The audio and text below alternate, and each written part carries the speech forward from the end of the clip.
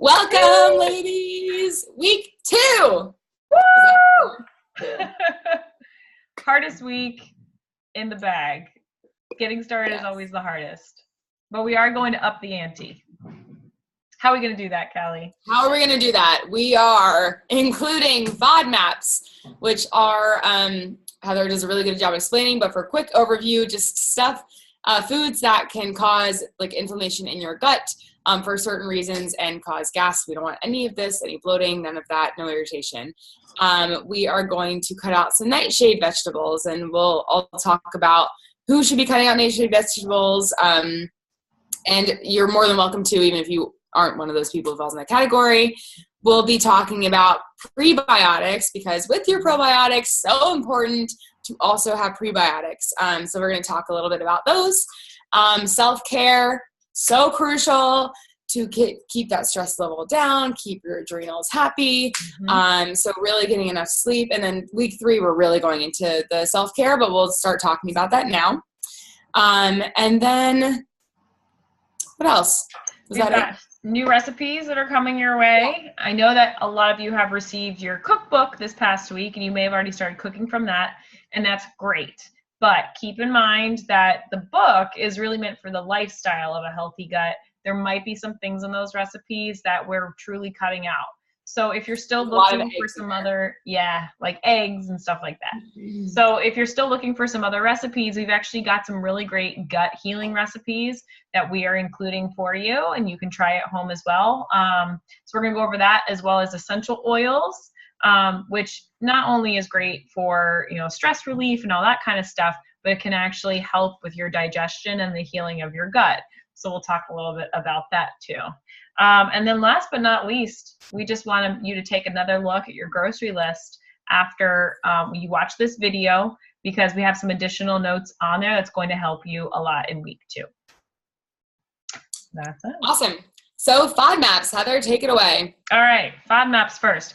So FODMAPs, guys, I know we've been talking about this last week. You're probably so tired of hearing this term.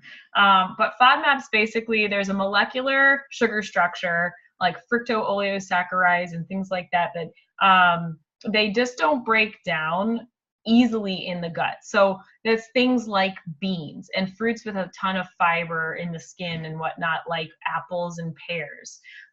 It's healthy foods that are great for you, but when you've got an imbalanced gut, they can create a lot of irritation and additional bloat on top of what they normally cause in a naturally healthy person.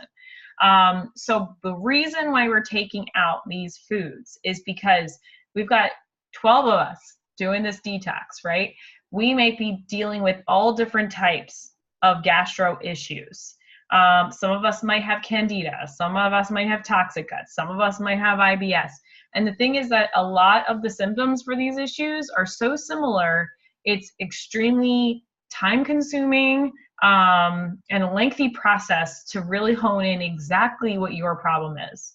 So if you do have IBS, there's no way we're going to know in the next 4 weeks other than taking all of the steps that we possibly can, which includes getting rid of FODMAPs to help your gut shed some of that toxicity and heal your gut from the IBS so that you can digest foods more properly without that discomfort. Now, it's also good for other people that are dealing with other issues like candida, etc. Because with bloat comes irritation, right? So if we're causing irritation in our gut, that's doing the exact opposite of what we're trying to do in this detox, which is allow our gut to rest, be given the right nutrients so that it can heal and thus restore itself so that we can start implementing some of these normal foods back in.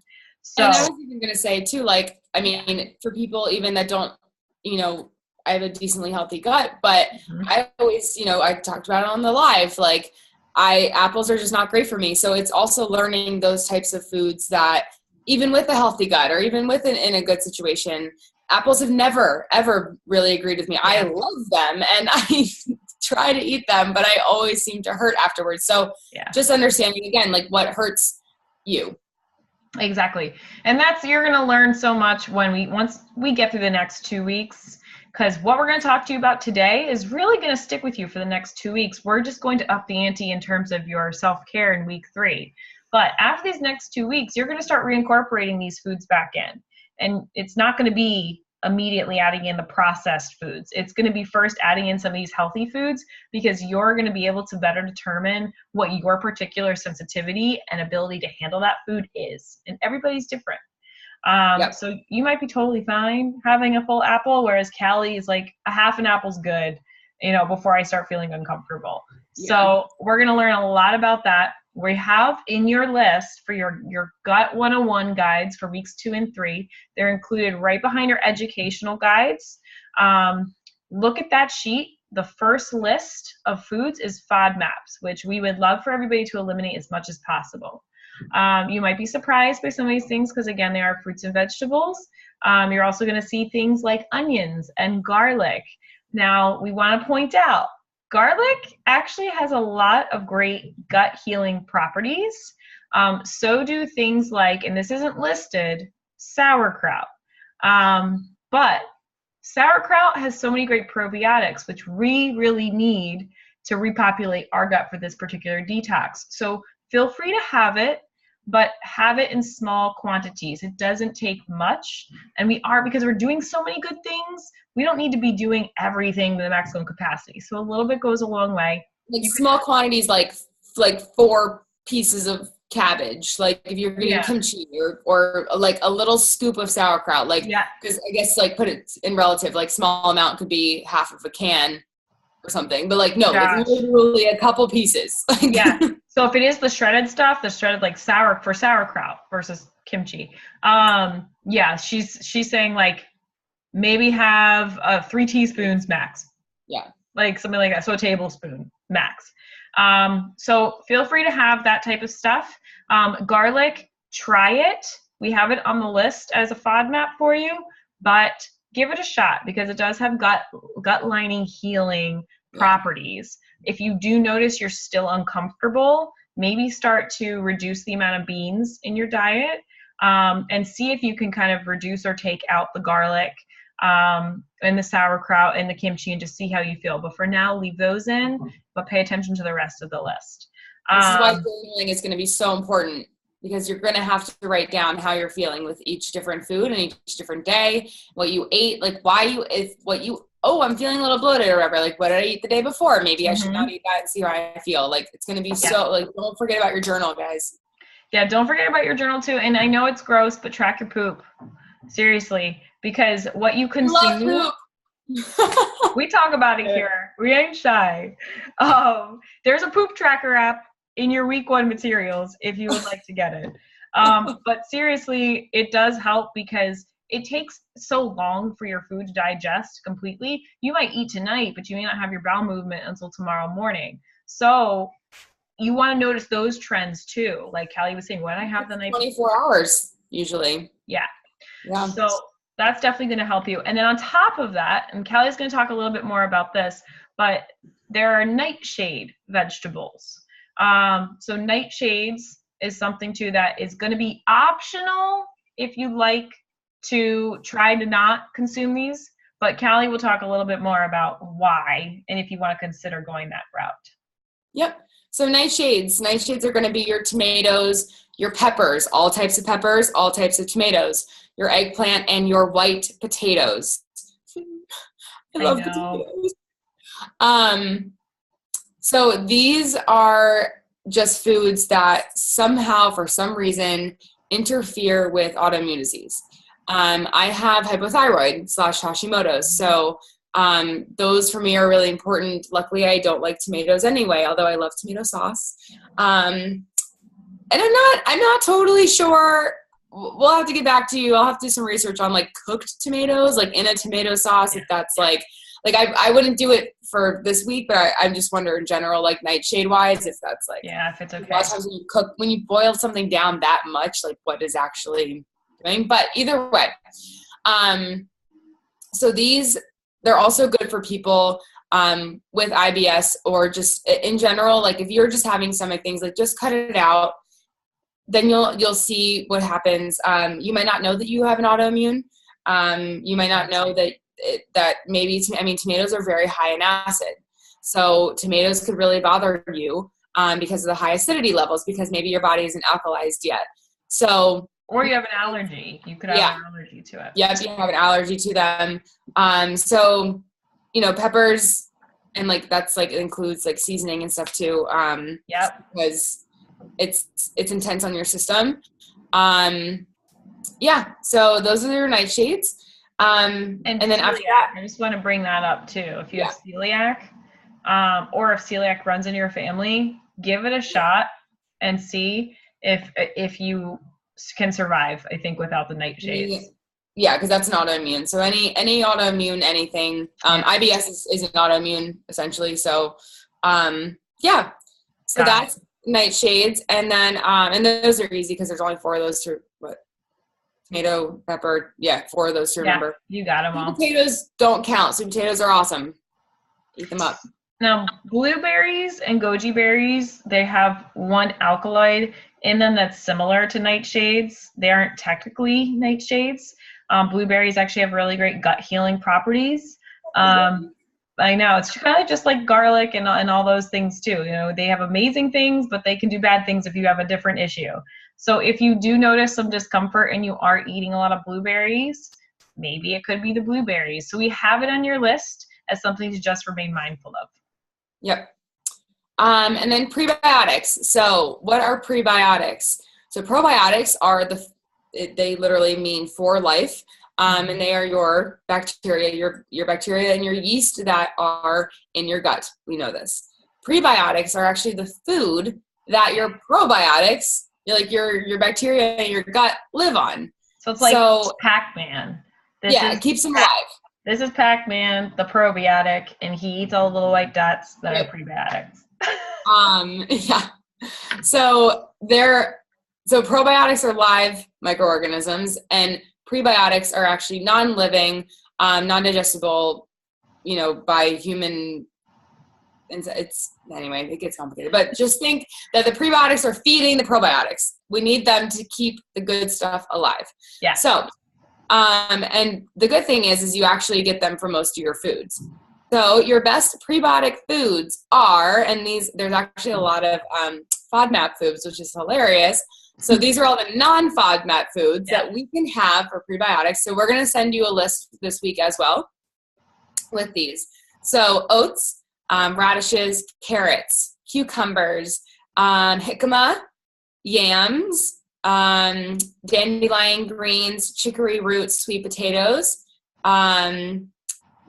berries, bananas, coconut flour more specifically, but I feel like coconut meat also as well. Flax seeds, hemp seeds, pumpkin seeds, chia seeds, quinoa and wild rice, and ginger root. So lots of good stuff. You actually get there.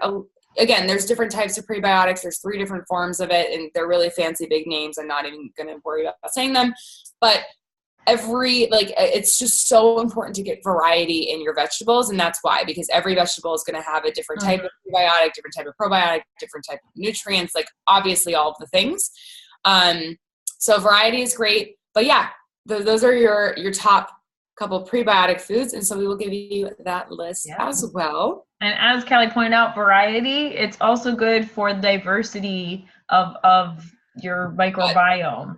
And all of those bacteria that makes up your gut, and the enzymes that you have in your gut to break down certain foods. So like Callie mentioned, variety is the key. Try not to get in too much of a repetition, because the greater variety of fruits and vegetables that you are consuming on the okay list, it's not a FODMAP, not a nightshade, all that, the better that you're going to be better off after this detox is over. Try cooking random, just use this time to experiment with cousin and I will go to the grocery store and be like, what is this? How do we make this? Google it. We literally Google it while we're in the grocery store. Be like, what do I do with that? We're like, I guess you boil turnips. It wasn't that great. We need to figure out how to make them better. But we got a rutabaga one time. I love now rutabaga mashed potatoes. That was the most random discovery ever. but it's cool. So Yeah. like use this time to totally explore this random stuff you find in grocery stores. Yep. I did dragon fruit this past week. Yes, I was like, this dragon looks fruit. too pretty. Let's do it. Let's have fun. Cool. So this is your opportunity to do something new. That's the whole point. Challenge is good because you're going to grow through that challenge, right? Yep. So, and speaking of growth, self-care is part of all of this. So yes, we're touching on it this week. It is in your week 2 materials because week 2 and 3 are very much the same, but we want you to start implementing these things now, even though we're not going to necessarily really focus and dive in too deep on the self-care until week 3. Start now with the little things. Start with, having your cup of hot lemon water in the morning and having 5 minutes of calm to start your day. Start with getting in some yoga workouts. Start with making sure you're getting enough sleep every single day. Start with setting boundaries at work so that you're not running ragged and you can truly do this thing at 100%. This is for you. And then there's also things too, like essential oils. So essential oils, yes, we all know there's these stress blends and things like that we use. But there are also things that you can do to help with your gut healing. So there's things like peppermint oil and thyme and oregano and citrus. If you get ones that you can actually take internally. So make sure you know which product you're getting, like grapefruit and lemon oil. Yeah, read the label.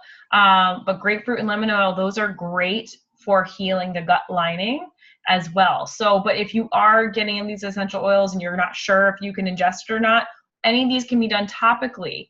And we've got a list for you again in the 101 guide, but any of those can be diluted with a couple drops of water, and then you literally rub it on your abdomen, and it seeps into your skin and into your organs to help to calm inflammation.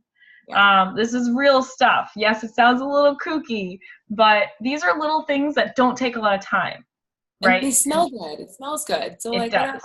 Yeah. It does. You can combine them too.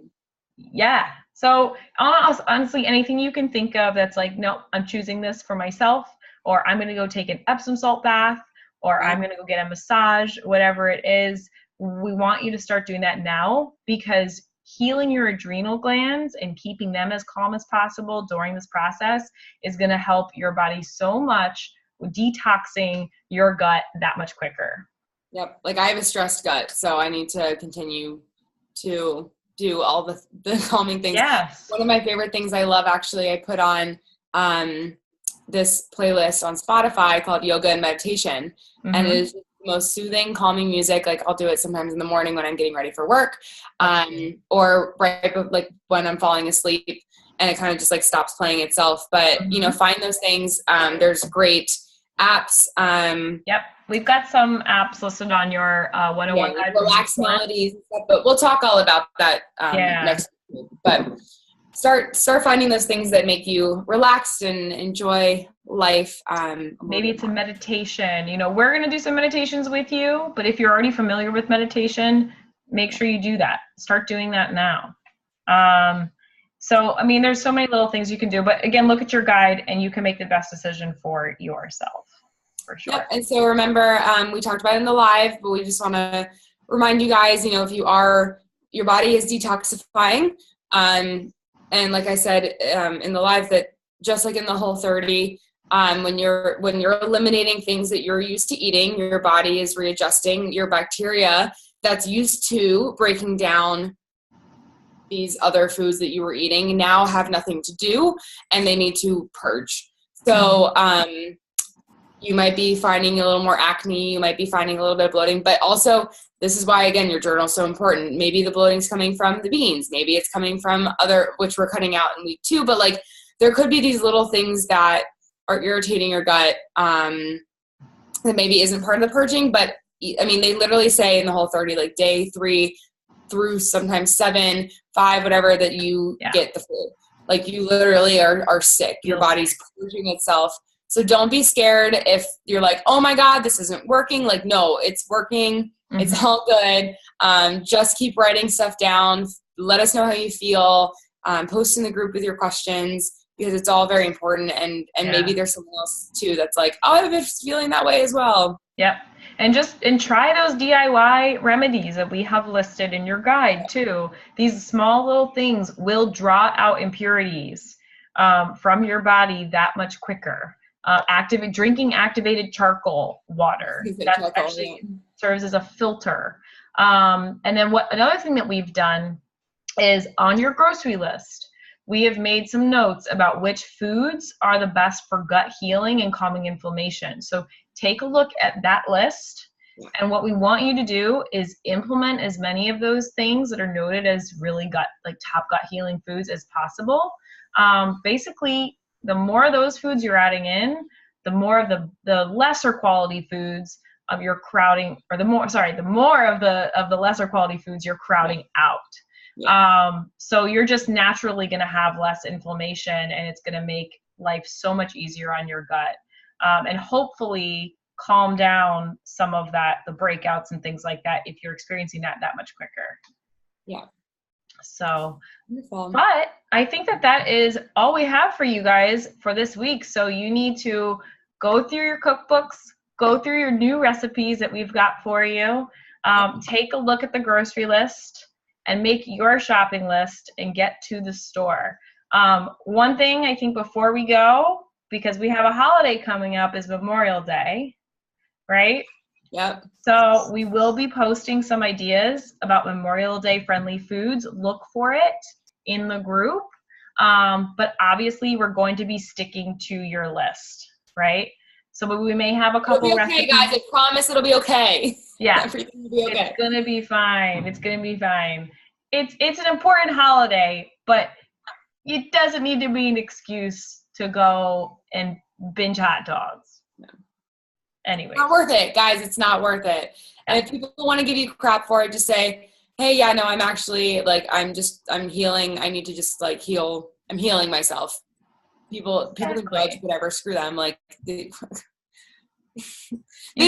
even know you're eating? Whatever. Or just be like, I had a hot dog earlier. Don't bother. Or you can offer to bring, if you're going to a barbecue and you don't have control over the food, there are things you can bring, bring the turkey meat and make some turkey burgers. You can eat the patty, Eat beforehand too. Just be like, oh, I just ate, whatever. Truly, eat before. I do that all the time. I eat before I go to places that I know won't be gluten-free, because I've been gluten-free for over a year now. And, so you do, that's the reality of things, is sometimes you just have to eat beforehand. Yeah. So smart. Yeah. All right, guys. So look for that in the group, download your materials, and you'll be seeing us. So post your questions. Yep. Love you guys. All right, guys. Bye.